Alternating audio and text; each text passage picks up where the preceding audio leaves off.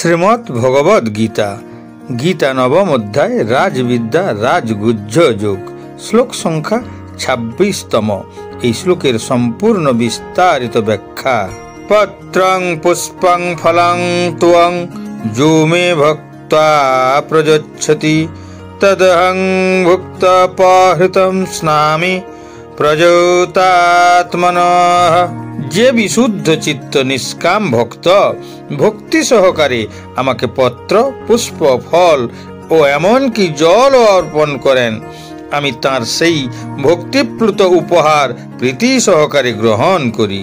পরমেশ্বর ভগবানকে উপাসনা করার সুবিধাগুলি কি কি তা সুনিশ্চিত করার পর তার উপাসনা কত সহজে পালন করা যায় শ্রীকৃষ্ণ তার ব্যাখ্যা করেছেন। দেবতা এবং পূর্বপুরুষদের উপাসনায় তাদেরকে সন্তুষ্ট করার জন্য অনেক রকম পদ্ধতির নির্দেশ করা হয়েছে, যা বাধ্যতামূলকভাবে পালন করতে হয়।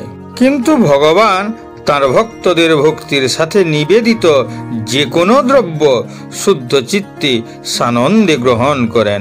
যদি ভগবানকে শুধুই একটা ফল নিবেদন করা হয়, তাতেই তিনি সন্তুষ্ট হন। যদি ফল না পাওয়া যায়, তবে তাকে একটি ফুল নিবেদন করলেও তিনি সন্তুষ্ট হন। যদি ফুলও না পাওয়া যায়, তবে ভক্তির সাথে একটি পাতাতেও তিনি সন্তুষ্ট হন। যদি পাতার ক্ষেত্রে অসুবিধা হয়, তবে অঞ্জলি ভরে জল নিবেদনেও তিনি তৃপ্ত হন। এই শ্লোকে প্রথম ও দ্বিতীয় লাইনে ভক্তা শব্দটি ব্যবহৃত হয়েছে, অর্থাৎ ভক্তের ভক্তি ঈশ্বরকে খুশি করে। ভক্তি কখনো নৈবেদ্যের মূল্য দিয়ে মাপা যায় না।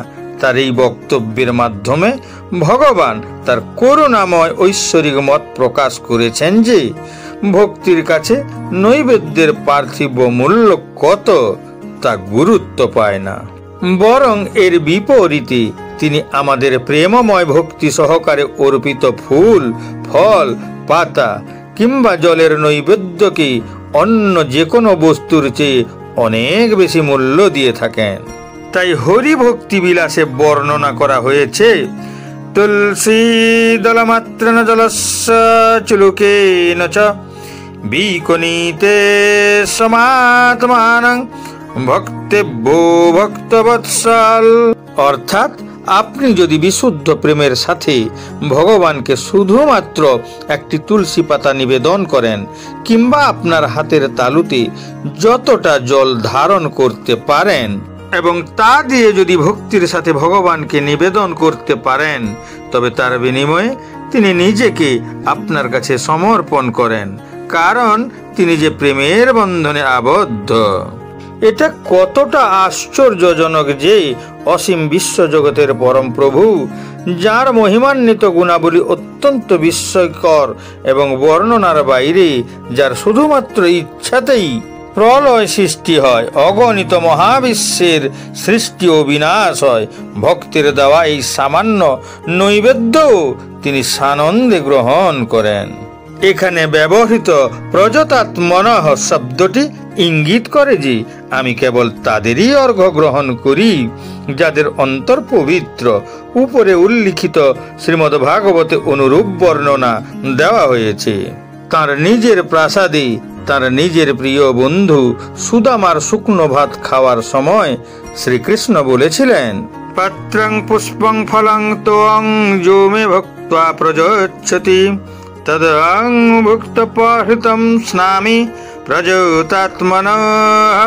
যদি কেউ আমাকে ভক্তি সহকারে একটি পাতা, একটি ফুল, একটি ফল বা জল অর্পণ করে, আমি সানন্দে শুদ্ধ চেতনা সহ আমার ভক্তের অর্পিত নৈবেদ্য ভালোবাসার সাথে গ্রহণ করি।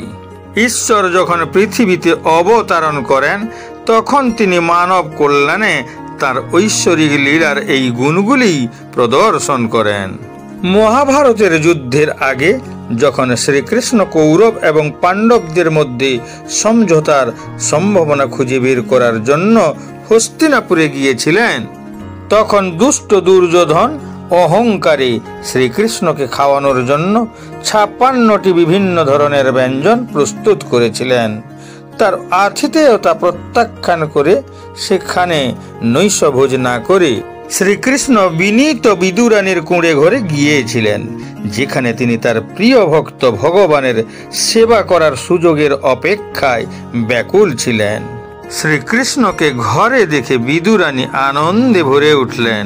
তিনি ভগবানের কাছে কলা নিবেদন করেছিলেন, কিন্তু তার মন ভক্তিতে এতটাই নিমগ্ন ছিল যে তিনি বুঝতে পারেননি খোসা ছাড়ানো কলার পরিবর্তে শ্রীকৃষ্ণের মুখে কলার খোসা তুলে দিচ্ছেন। তবুও শ্রীকৃষ্ণ তার ভক্তের ভক্তি দেখে তিনি খুশি মনে সেই কলার খোসা গ্রহণ করেছিলেন। বিদুরানীর নিবেদনে ভগবান এতটাই সন্তুষ্ট হয়েছিলেন এবং তার দেওয়া কলার খোসা এমনভাবে খেয়েছিলেন যেন তিনি পৃথিবীর সবচেয়ে সুস্বাদু খাবার খাচ্ছেন। তাই এই শ্লোকের সবচেয়ে গুরুত্বপূর্ণ বিষয় হলো ভক্তি, যা কৃষ্ণের কাছে নিজেকে সম্পূর্ণরূপে আত্মসমর্পণ করা। ভোজনের প্রত্যাশা তিনি কারোর কাছে করেন না, এই জগতের সবকিছু তাঁরই। তাই ভক্তিতে নিমগ্ন হয়ে কেউ যদি তাকে ফল, ফুল, পাতা কিংবা শুধুই জলে নিবেদন করেন, তবে ভক্তি আপ্লুত সেই দ্রব্যে তিনি সন্তুষ্ট হয়ে সানন্দে গ্রহণ করেন।